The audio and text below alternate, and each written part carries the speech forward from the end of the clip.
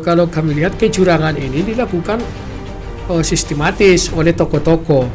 Kalau masyarakat itu sendiri kami pikir tidak ada masalah. Tidak ada masalah. Tidak ada masalah sebenarnya. Cuma karena adanya pengaruh tokoh-tokoh muncullah berbagai macam kecurangan. Tentu di balik itu ada orang yang melakukan perlawanan.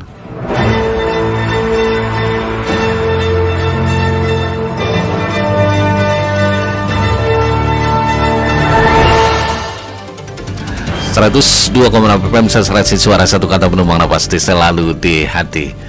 Sahabat Istad FM, terima kasih Anda masih tetap bersama kami di sini di Ruang Paslah ya.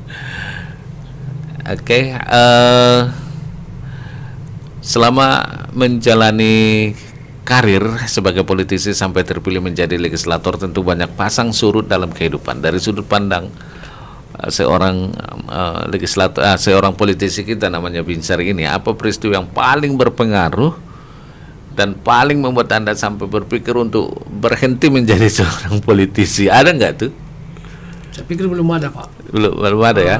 Agak dekat sedikit ke ya. Belum ada.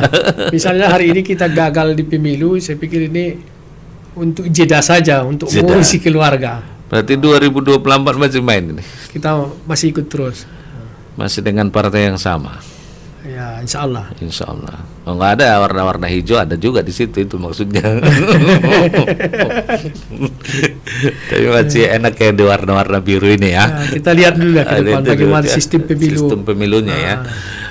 Tapi tidak ada yang membuat Anda itu kan misalnya peristiwa yang paling berpengaruh dan paling membuat Anda berpikir untuk berhenti, kemudian membawa pikiran Anda berlarut-larut. Nggak ada. Anda setiap persoalan itu cepat Anda selesaikan. Saya selesaikan, saya buang aja itu semua persoalan. Termasuk intimidasi apa segala macam dibuang langsung. Ya.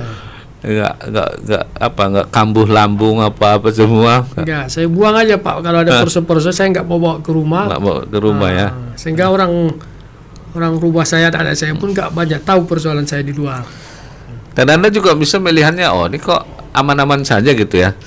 Nggak ada down atau apa segala macam karena Anda 3 periode 15 tahun lalu ini pemilu berikutnya Anda tidak lolos. Nggak ada. Anda waktu itu nggak ada ya. Belum takdir begitu saja ya. Karena kita mulainya pun di politik ini kan dari nol kan. Dari nol ya. Dari nol kita mulai sehingga apa yang kita peroleh ini merupakan rezeki dan dari usaha kita kan. Ya. Jadi kalau hari ini Tuhan misalnya menyampaikan bahwa kamu berhenti sampai di sini dulu, kita beranggapan ada yang lebih bagus mungkin rencana Tuhan ke depan. Itu aja. Artinya Anda tidak pernah berpikiran untuk pensiun menjadi seorang politisi atau pensiun untuk tidak lagi mencalon dalam kedudukan apa saja, baik di DPR provinsi, misalnya DPR kabupaten, bahkan DPR RI. Adakah itu berpikir seperti belum? Tapi kalau untuk menjadi seorang legislator provinsi atau bahkan DPR RI, Anda bercita-cita? Kalau itu belum terpikir, masih melanjutkan di kabupaten lah. Dulu Anda juga pernah digadang-gadang katanya mau jadi calon wakil bupati, cari ini, itu, yang seperti itu? Waktu itu kan partai berharap orang partai lah yang dijadikan pimpinan daerah. Kita sempat mendaftar juga menjadi calon wakil bupati. Kita waktu itu sebenarnya memancing partai lain. Ada enggak yang berkolaborasi untuk mengusung calon dari partai. Partai gitu ya. Artinya kan kita melihat dari Demokrat betapa kacaunya perpolitikan. Kita capek-capek misalnya untuk mempunyai kursi di DPRD, tiba-tiba datang orang luar kan, dia ambil partai kita, dia duduk. Nanti setelah dia duduk jadi bupati, syukur kalau dia ingat. Kalau dia nggak ingat, kita mau ngapain kan? Putus. Walaupun ada kontrak politik katanya, MOU apa dan segala macam, itu kan nggak bisa dibawa ke ranah hukum. Tetap undang-undang yang berlaku kan? Undang-undang ya. Makanya waktu itu kita berkeinginan ada keberanian dari orang-orang partai untuk mencalonkan kader partainya. Dan fungsi partai itu memang harus begitu ya, itu. Menciptakan pemimpin-pemimpin gitu, tidak import gitu ya. Jadi kalau memang begitu, ketika niatnya begitu ya, Anda begitu waktu itu. Cuma tidak karena situasinya, entah karena COVID, komunikasi dengan pusat kurang lancar pada saat itu, kemudian muncullah calon yang didorong dari pusat. Ya. Nah, orang kita di daerah merasa, partai ini kalau seperti ini jadi perusahaan pribadi nih gitu kan. Perusahaan pribadi artinya ada kekecewaan lah, tapi kita sebagai orang partai tetap harus patuh terhadap keputusan partai kan. Partai, ya. Jadi sebenarnya waktu itu kalau direspon oleh partai gitu, Anda dicalonkan menjadi calon wakil bupati, Anda siap? Siap. Lahir batin? Iya, siap lahir batin. Finansial? Artinya kan kalau kita sebagai politisi kalau ditanya finansial, itu muncul sendiri. Kalau ada potensi dilihat masyarakat, kan itu akan muncul sendiri. Berarti waktu itu kalau memang direspon betul, siap ya? Siap. Dengan siapa saja waktu itu calonnya gitu? Calon bupatinya? Iya, dengan siapa saja pada saat itu. Tidak ada interest apapun dengan siapa misalnya? Kalau tidak ada waktu itu. Tidak ada ya? Kalau seandainya itu berjalan, partai memfasilitasi itu sama Pak Dahlan misalnya, nggak ada, no problem ya, nggak ada masalah. Nggak ada masalah. Kita kan dilihat di daerah lain juga banyak yang berhasil seperti itu, berhasil, kan? Ya. Menjadikan orang partai. Menjadikan orang partai, kemudian lalu diselaraskan dengan calon yang lain gitu, bisa langsung beradaptasi misalnya begitu ya. Baik, dari beberapa pilkada atau pileg Madinah, tak jarang harus sampai ke MK. Dalam pandangan Anda, seperti apa sih sebenarnya masyarakat kita dalam berdemokrasi, dan kenapa pengaduan ini ke MK masih terjadi? Artinya kan berdemokrasi ini kalau di masyarakat sebenarnya itu tergantung tokoh-tokohnya saja kan. Kita lihat yang membuat kenapa sampai ke MK ini kan karena sering terjadi kecurangan. Kalau kami lihat kecurangan ini dilakukan sistematis oleh tokoh-tokoh. Kalau masyarakat itu sendiri kayak pikir tidak ada masalah. Tidak ada masalah sebenarnya. Cuma karena adanya pengaruh tokoh-tokoh muncullah berbagai macam kecurangan. Tentu di balik itu ada orang yang melakukan perlawanan. Itu dia. Itu konsekuensinya gitu ya. Konsekuensinya. Dari posisinya seperti itu, kemudian penyelenggaranya bagaimana Anda melihatnya? Tentu karena penyelenggaranya juga tidak boleh dikatakan kurang profesional atau apa, sehingga terjadi sampai di tingkat penyelenggara paling bawah itu terjadi kecurangan itu juga karena yang digugat itu adalah penyelenggara gitu. Saya pikir penyelenggara di daerah di bawah, paling bawah itu masih lemah. Kemudian pengawasannya kurang. Bisa kita bayangkan, saya pernah menemukan di suatu desa KPPS-nya itu kakak beradik dengan panwasnya. Kan ada itu kan sesuatu yang sebenarnya tidak boleh. Tidak boleh. Suami istri barangkali pernah satu di KPPS, satu di pengawas. Gitu. Karena ada kasus saya dengar rekamannya, mau diproses hukum lah KPPS-nya. Datang panwas desanya bilang, janganlah abang kandung saja itu katanya kan kacau itu penyelenggara pemilu sampai kakak beradik kandung gitu kan. Sebenarnya boleh kalau mereka di KPPS berdua nggak apa-apa gitu ya, tapi jangan di pengawasan apanya ya, itu yang paling ini. Tapi kalau secara menyeluruh Anda melihat penyelenggara kita, baik di legislatif, baik di pilkada atau apa, bagaimana Anda melihatnya? Saya bikin masih perlu perbaikan lah. Perlu perbaikan ke depan. Kemudian jangan terlalu banyak intrik politik untuk memihak kalangan tertentu lah. Netral saja saya pikir. Ya. Perlu ditingkatkan netralitasnya. Netralitas dari secara personal atau institusinya? Dua-dua ya. Kalau personalnya menurut Anda di tingkatan KPU sampai ke bawah? Saya pikir kalau di tingkat KPU-nya sudah baik. Di ya? bawah ini yang di belum. Bawah.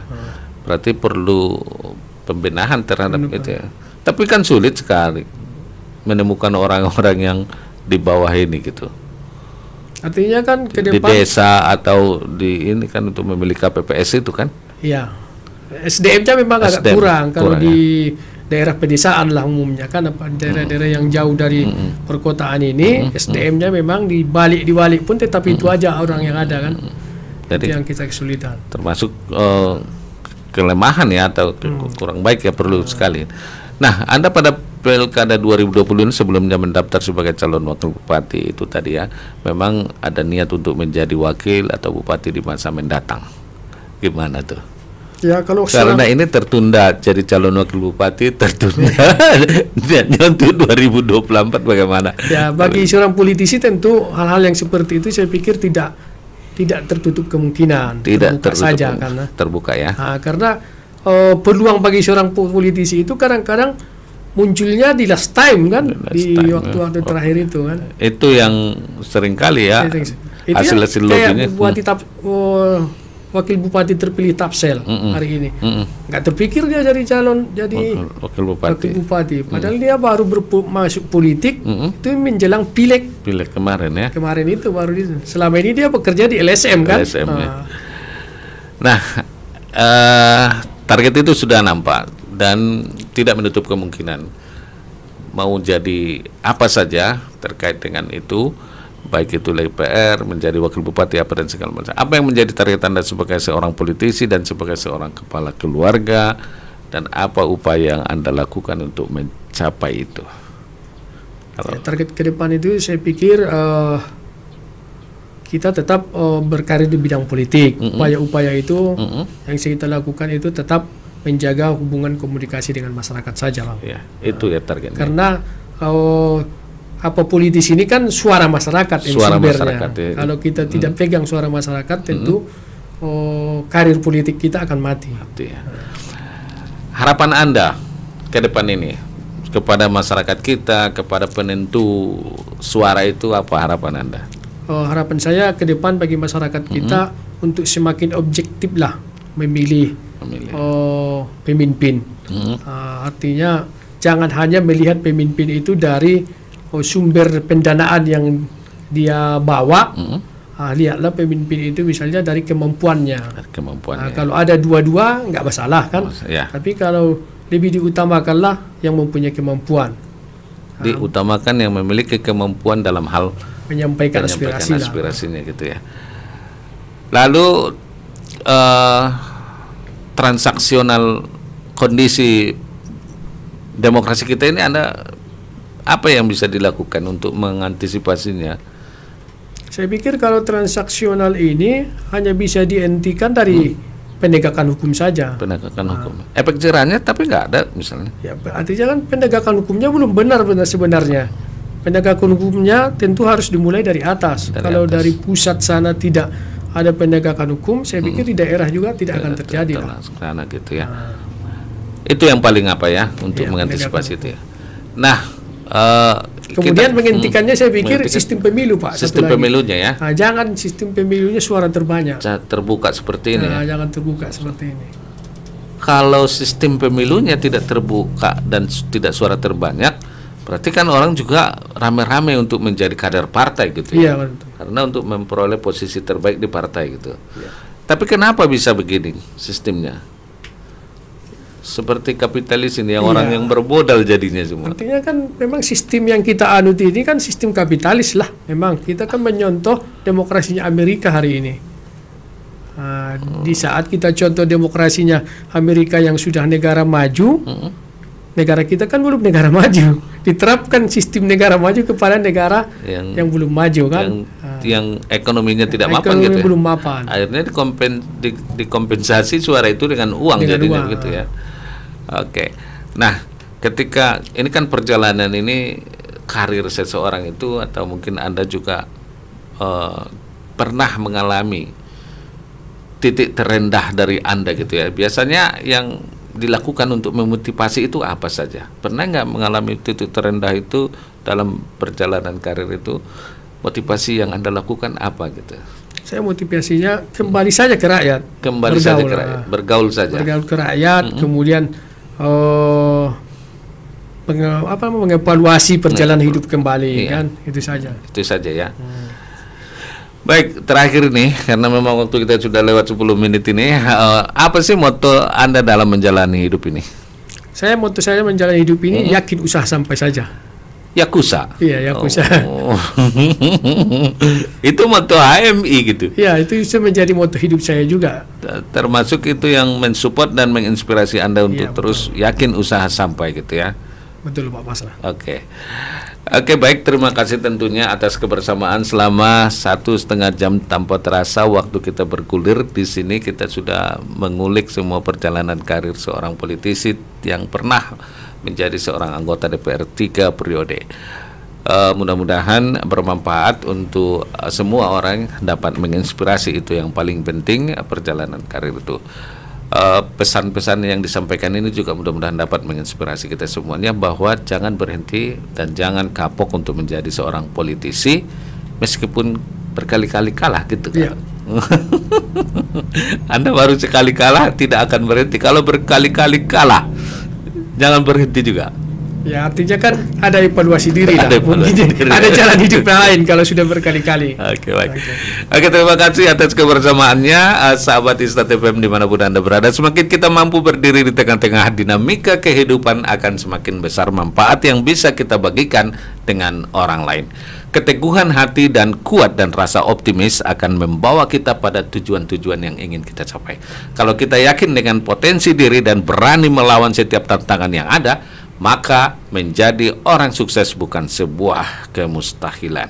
Terima kasih atas kebersamaan dan atensi Anda semuanya di Ruang Paslah, serta mohon maaf jika ada hal-hal yang kurang berkenan. Tidak ada niat kami untuk menyampaikan yang kurang berkenan itu, karena ini adalah mengalir dalam sebuah dialog dan talk show.